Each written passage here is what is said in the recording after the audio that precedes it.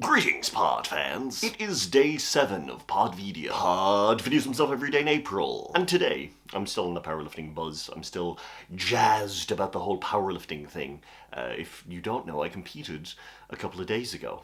And I'm like, ooh, yay. So, today I want to talk about powerlifting. And I want to talk about, vague misconceptions regarding me, personally, and, powerlifting. And what, I have to do. And before I get into it, I want to, be very clear that I'm not, this elite level powerlifter. I'm not, good. I'm good. I feel like I'm good. I feel like I've been getting better the whole time. But, to put us in context, in the competition I was in a couple of days ago, I came 8th out of 12 in my weight category. So, I'm not, breaking records or anything. The one thing that I do feel, for me, that I'm, this is very cool. This is something that I hold dear and feel like it is good. I started training properly to do powerlifting when I was 31. 6 months after I started training with the coach that I'm with, I did my first competition, and I've now done 6, basically every 6 months. And in the past 3 years, my progression has looked like this, which is madness. I expected at some point it would level out. We would have one just bad one, but no, we've gone up. I think the average increase between each one is about 28, and the other day was the lowest increase that I've had between competitions, and that was 20 kilos thrown onto my total. So that's, yeah, I feel like my consistency and the fact that I am going up, we're going to the moon, stonks and all that. That's the powerlifting thing that I'm actually proud of, and the fact that I feel like I can keep going. I feel like there is still more in the tank. We're not even leveling out yet, so it's cool. But yeah, a little bit of misconceptions, and this I guess would happen with any sport, but with right now, a big one is food. So before competition, and even during the regular year, I get a lot of people kind of assuming that I'm on a very specific diet and I can't have specific things and I have to be very locked in the whole time. And while that might be true to a degree, it's probably not in the way that people expect, because my food and my eating has to be anywhere other than restrictive. So when I started lifting about 10 years ago, when I first found out about powerlifting, I weighed about 60 something kg, probably around high 60s. I would say 65 to 67, something like that, kilos. And I was 6 foot 1 inch, my current height. So I was a very skinny boy. And then between then and when I started lifting, I gained about 10. So I was around 77 3 years ago, 77 kilos. And now I'm 94, between 94 and 96, depending on the day. And you may think, oh wow, you've put on so much weight. Do you now have to maintain that? Not even slightly. The weight category that I've lifted in for the past 2 competitions is the under 105 kilos. You may remember a second ago I said 94 kilos. So, with the competition a couple of days ago, I weighed in at 94. I could gain 10 kilos, and should gain 10 kilos, and still be in the same weight category.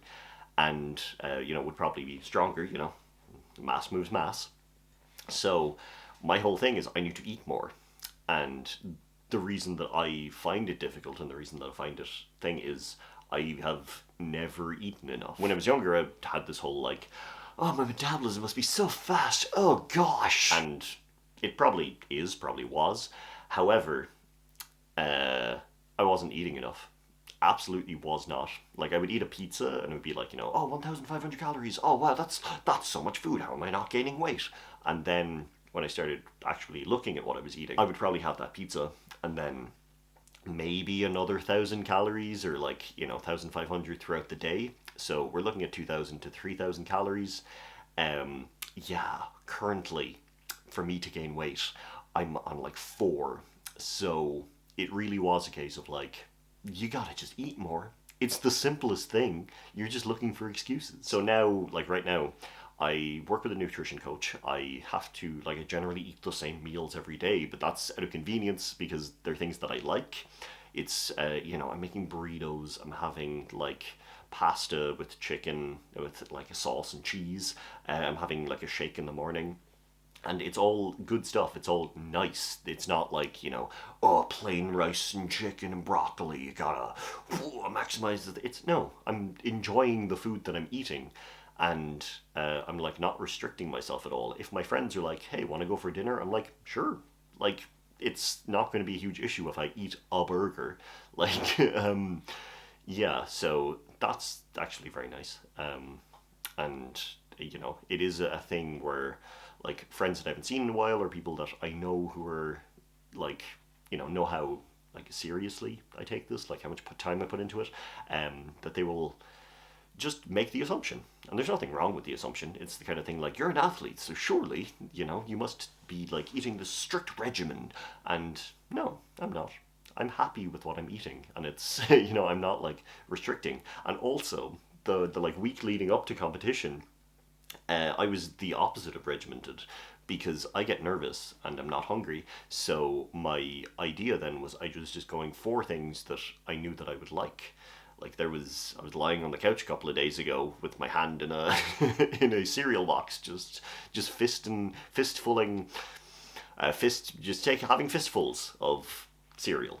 But yeah, there's that. And another thing that like misconception wise, I think there's a whole thing of like, oh, training must be so serious. It must be like, guys banging their chests and blah, blah, blah.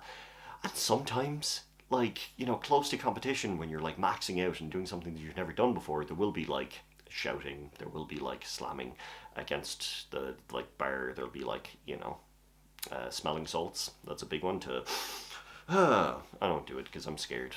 What if it goes up my nose and I get me? No, but like, most of the time, it's just people in the gym having a laugh, lifting weights, going through the thing. And then because it's powerlifting, and if you know anything about powerlifting and the reputation that it has, there's a lot of like rest time between sets, so a lot of yapping. And yeah, it's like serious. There are people there with goals, and we're all trying to do things. But even the people that I consider the strongest and who would be like some of the best in the country, they're still just having a laugh, enjoying the training. And that I think is like, beyond the progress that I can see, beyond the getting stronger, beyond the healthy lifestyle. Those are all positives, but the big thing for me is having a third space to go to, that I just get to see people, get to socialize, and just have a shared interest, have a laugh, and have a good time. So yeah, it's serious in a way, but it's not like crazy serious. We're not like, ugh, don't talk to me anytime ever. I'm locked in. Because that would get boring. And then, wouldn't have any friends. But yeah, it's cool. And the final misconception is, of course, this will not lead to the Olympics. Which is kind of a sore spot for a lot of powerlifters.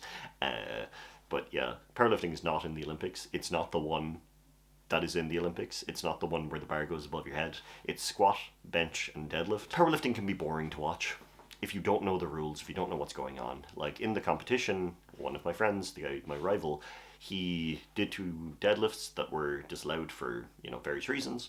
And to an outsider, it would have absolutely looked totally fine.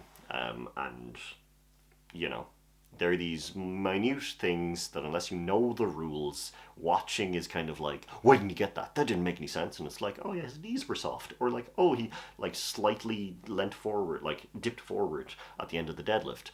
And yeah, it's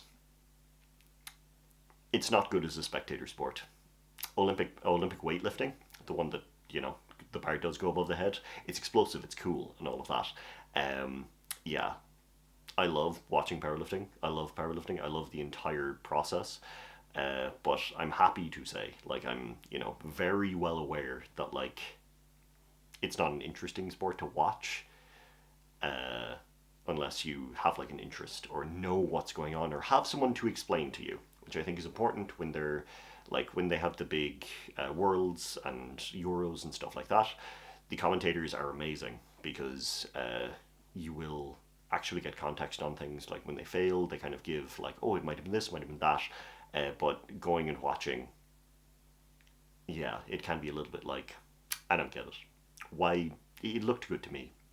Yeah. But that's that. I kind of came into this half-cocked because I'm tired. I'm still like stiff and sore and ouchies. But yeah, I just wanted to talk about something powerlifting related and have a little chat. And I rambled for a little bit too long. And you know what? I'm gonna talk to you tomorrow. We made it through a week. That's crazy. Sloan.